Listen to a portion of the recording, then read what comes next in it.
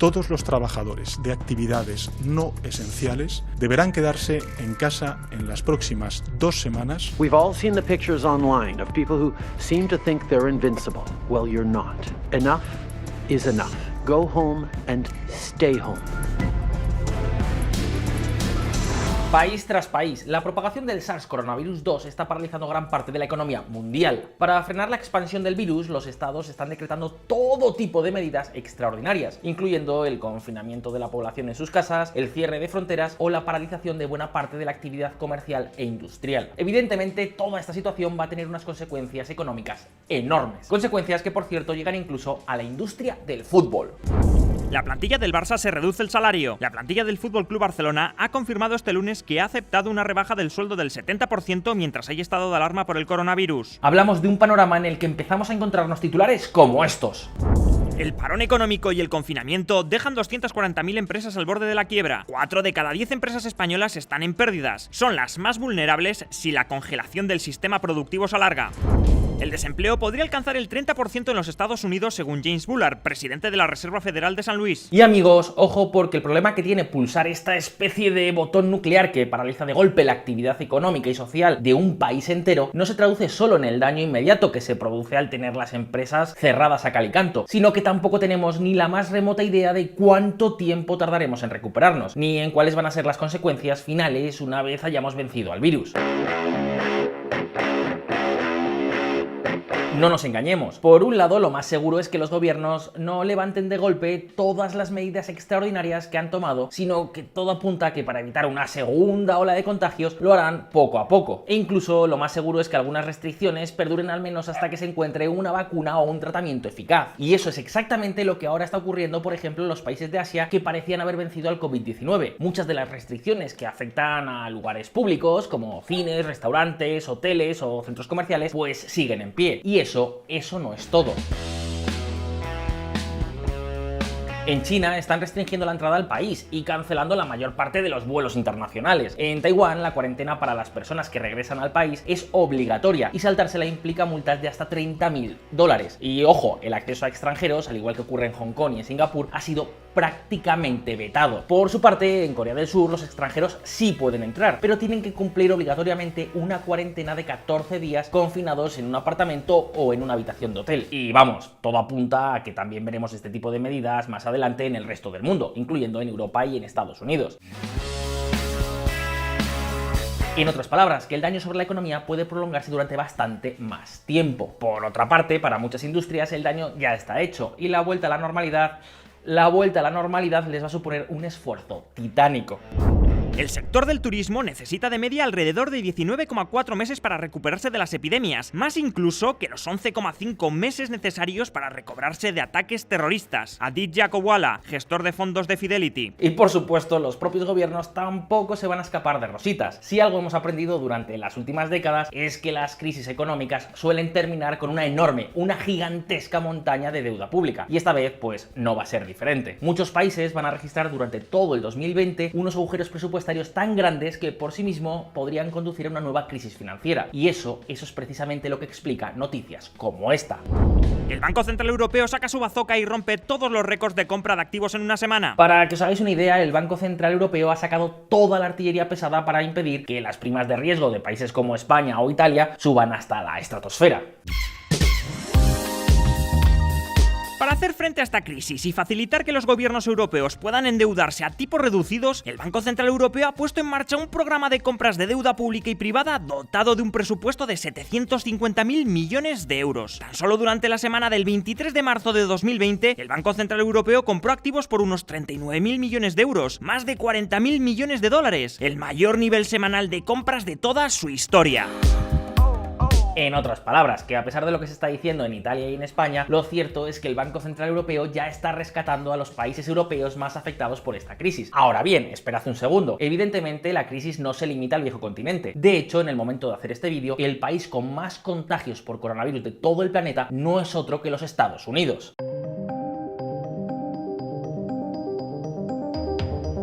Y esto esto nos lleva a hacernos algunas preguntas. ¿Qué consecuencias está teniendo ya la propagación del virus? ¿Cómo piensan los Estados Unidos enfrentarse a la crisis que se avecina? ¿Sabías que los Estados Unidos acaban de lanzar el mayor programa de rescate de toda la historia? Atentos.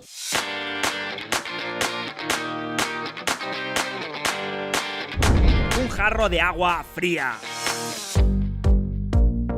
Amigos, amigas, en un pasado vídeo aquí en VisualPolitik os contamos cómo durante semanas el gobierno de España pasó olímpicamente del coronavirus. ¿Corona qué? Pero venga ya, si eso no es más que una gripe, son cosas de chinos que han visto muchas películas de ciencia ficción y se las creen todas. Y así hasta que por supuesto fue demasiado tarde para detener su propagación. Pues bien, algo muy pero que muy parecido ocurrió en los Estados Unidos. Atentos.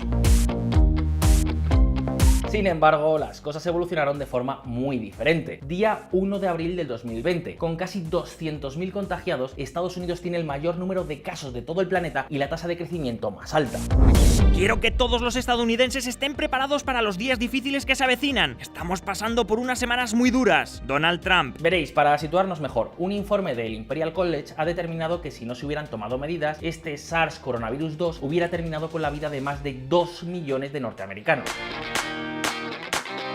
E incluso ahora, tras haberse puesto en marcha medidas como el confinamiento, la restricción de viajes y el cierre de colegios, universidades y centros de trabajo, los principales asesores científicos de la Casa Blanca estiman que este patógeno, en el mejor de los casos, va a terminar con la vida de más de 100.000 estadounidenses. Y por supuesto, las consecuencias económicas ya se están empezando a notar. A comienzos del mes de marzo, tan solo hicieron falta 15 días para que las bolsas norteamericanas registraran el desplome más rápido de toda su historia. En poco más de 15 días, el S&P 500, el índice que aglutina a las 500 mayores empresas cotizadas en los Estados Unidos, cayó más de un 30% desde máximos. Por su parte, firmas financieras como Goldman Sachs, JP Morgan o Morgan Stanley esperan que la economía de Estados Unidos caiga en recesión y registre caídas récord del PIB. Morgan Stanley, por ejemplo, espera que la economía norteamericana sufra una contracción en el segundo trimestre del año de entre el 24 y el 30% del PIB respecto del mismo trimestre del 2019. Son cifras nunca antes vistas. De momento, los datos de desempleo tampoco invitan al optimismo. 26 de marzo del 2020, un récord de 3,3 millones de estadounidenses solicitaron el desempleo la pasada semana mientras el coronavirus daña la economía. Es probable que la tasa de desempleo de los Estados Unidos ya haya aumentado al 5,5%, un nivel que no se veía desde el 2015. 3,3 millones de personas en tan solo una semana. Hablamos de una cifra de destrucción de empleo que no tiene precedentes, entre otras cosas porque nunca antes la economía se había parado de semejante forma.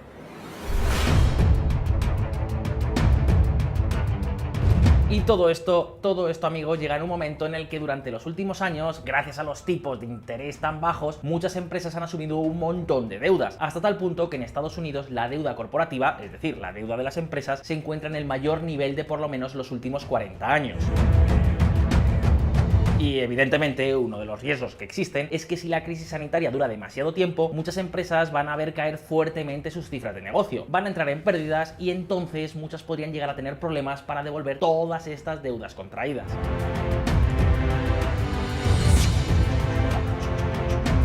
Lógicamente, el daño será mayor cuanto más se tarde en superar la crisis sanitaria, pero a día de hoy lo cierto es que no sabemos ni cuánto tiempo va a llevar, ni tampoco cómo demonios va a ser la recuperación, si en forma de V, de U, de W, de L o de como diantres sea. En cambio, lo que sí sabemos, con los precedentes en la mano, es que el riesgo de que se produzcan daños permanentes es alto. Por ejemplo, se sabe que durante la conocida como gripe española, que acabó con la vida de más de 500.000 norteamericanos, las zonas más afectadas experimentaron durante los siguientes años una disminución relativa del empleo, la producción industrial o los activos bancarios. Luego tenemos el caso de grandes desastres naturales como el huracán Katrina, que vale, evidentemente no es una epidemia, pero sí es un shock externo que puede causar efectos hasta cierto punto similares. Pues bien, tras el impacto del Katrina, la falta de reacción hizo que el empleo se desplomara más de un 30% y que apenas 2 años después se hubiera recuperado la mitad de la caída en la actividad económica.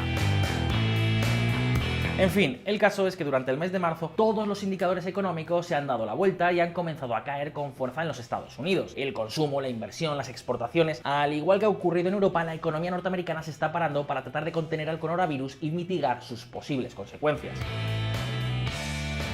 La cuestión ahora es cómo evitar una gran crisis, o mejor dicho, cómo lograr superar este bache sin que los daños económicos sean excesivamente altos. Atentos. I think this is the part that we really need to take personal responsibility for.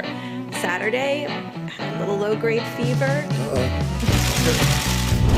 La madre de todos los rescates. Tras una tramitación rápida y casi unánime entre republicanos y demócratas, tanto en el Senado como en la Cámara de Representantes, el día 28 de marzo Donald Trump firmó la ley que contempla el mayor rescate de la historia de los Estados Unidos, 2,2 billones de dólares, el 10% del PIB, para hacer frente a las consecuencias económicas del coronavirus. Ninguna política económica puede poner fin a las dificultades de forma completa. Esto ni siquiera es un paquete de estímulo, es un alivio de emergencia. Es un alivio de emergencia, eso es lo que es. Mitch McConnell, líder de la mayoría en el Senado de los Estados Unidos. Important day, I'll sign the single biggest economic relief package in American history, and I must say, or any other package, by the way. It's twice as large as any relief ever signed. It's $2.2 billion, but it actually goes up to $6.2 potentially billion dollars. $1 trillion. Pero sé lo que muchos os estáis preguntando. A ver, Enrique, ¿exactamente a qué va a ir destinada esta descomunal cantidad de dinero? Pues vayamos por partes.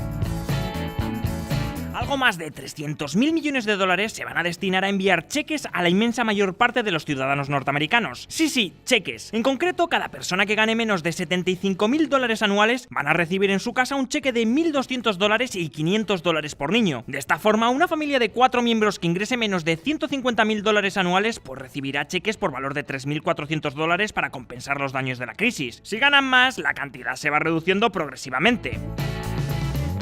Luego, algo más de 200.000 millones se destinan a ampliar el derecho a recibir el seguro de desempleo. Se amplían el número de personas que pueden solicitarlo, el tiempo durante el que se disfruta de él y también los pagos a recibir durante los próximos 4 meses. Por cierto, apunte, el rescate también plantea que las aseguradoras tengan que hacerse cargo de los costes derivados de esta enfermedad, así como del coste de realizar la prueba. La idea fundamental es que las familias no recorten sus niveles de consumo, aunque esto sea a costa del presupuesto público. $6.2 trillion. I've never signed anything with a T on it. I don't know if I can handle this one, Mitch. We can't chicken out at this point, can we? Por su parte, para las pequeñas y medianas empresas se abre una línea de 360.000 millones de dólares en préstamos participativos, es decir, préstamos en condiciones favorables que parcialmente pueden perdonarse, si se cumplen algunos requisitos como por ejemplo mantener el número de empleados y los pagos a proveedores. Para las grandes empresas, la cantidad asciende a 500.000 millones de dólares. Eso sí, en este caso las grandes corporaciones deberán cumplir algunos requisitos como por ejemplo suspender los programas de recompra de acciones, y además el proceso será evaluado de cerca por un comité de seguimiento. Por último, el plan contempla algo más de 125.000 millones para hospitales, fármacos y equipamiento médico, y otros 339.000 millones para apoyar la lucha contra el coronavirus de los estados y los gobiernos municipales. Estas son las principales medidas del mayor paquete de rescate de la historia de los Estados Unidos, el plan con el que la administración Trump espera poder mitigar los daños causados por esta crisis. Dicho esto, tal vez el mayor problema que entraña tiene que ver con que los Estados Unidos pues han llegado a esta crisis sin hacer los deberes. Me explico. La administración Trump había proyectado para este 2020 un déficit público de algo más de $1 billón. Ojo, $1 billón hispano, es decir, casi un 5% del PIB. Un agujero gigantesco, sobre todo si tenemos en cuenta que la economía de Estados Unidos llevaba más de 10 años de crecimiento económico sostenido. Pues bien, el caso es que ahora, con este paquete de rescate y el daño que la crisis puede causar en las arcas públicas, el déficit se va a disparar, hasta niveles no vistos desde la Segunda Guerra Mundial, niveles que pueden estar fácilmente entre el 15 y el 20% del PIB. Para que os hagáis una idea, las estimaciones recientes de Morgan Stanley apuntan a que durante el 2020 y el 2021 el déficit público del gobierno de los Estados Unidos ascenderá a casi $5 billones, prácticamente el tamaño de toda la economía de Japón, que es la tercera mayor economía del planeta tras Estados Unidos y China, o por ejemplo el equivalente también a casi 4 veces toda la deuda pública española, todo esto en tan solo 2 años. Es decir, que la deuda nacional de los Estados Unidos puede llegar a superar el 125% del PIB en apenas 2 ejercicios. Y la pregunta es, ¿cómo se va a financiar? Pues amigos, aquí la Reserva Federal va a jugar un papel clave. Ya ha anunciado que va a comprar bonos de deuda pública del gobierno como si no hubiera mañana. Y eso es lo que explica que empiecen a aparecer titulares como este. El coronavirus desencadena un dilema sobre el dólar estadounidense en China a medida que la Reserva Federal actúa. China es el segundo mayor tenedor mundial de deuda del gobierno de Estados Unidos, con aproximadamente 1,1 billones de dólares en bonos del Tesoro de Estados Unidos. A medida que la Reserva Federal de Estados Unidos aumenta la flexibilización monetaria y reduce los rendimientos de los bonos, algunos analistas están preguntando si Beijing debería vender sus tenencias de deuda estadounidense. ¿Estaremos ante un punto de inflexión en la geopolítica mundial? ¿Puede acaso suponer el coronavirus un nuevo traslado de influencia desde Occidente hasta Oriente? ¿Funcionará el plan de Trump para rescatar la economía de los Estados Unidos? Estas son algunas de las preguntas clave que faltan por responder. Así que, si te parece, déjanos tus impresiones en los comentarios. Y ya sabéis, si este vídeo os ha resultado interesante, no olvidéis darle a like y suscribiros a VisualPolitik. Por cierto, un saludo a todos los estudiantes de nuestro colega el profesor Luis Espinosa, que nos han escrito desde la Universidad San Francisco de Quito. Desde aquí, un fuerte abrazo. Y también para todos vosotros, una vez más, muchas gracias por estar ahí. I think this is the part that we really need to take personal responsibility for. Saturday, I had a little low-grade fever.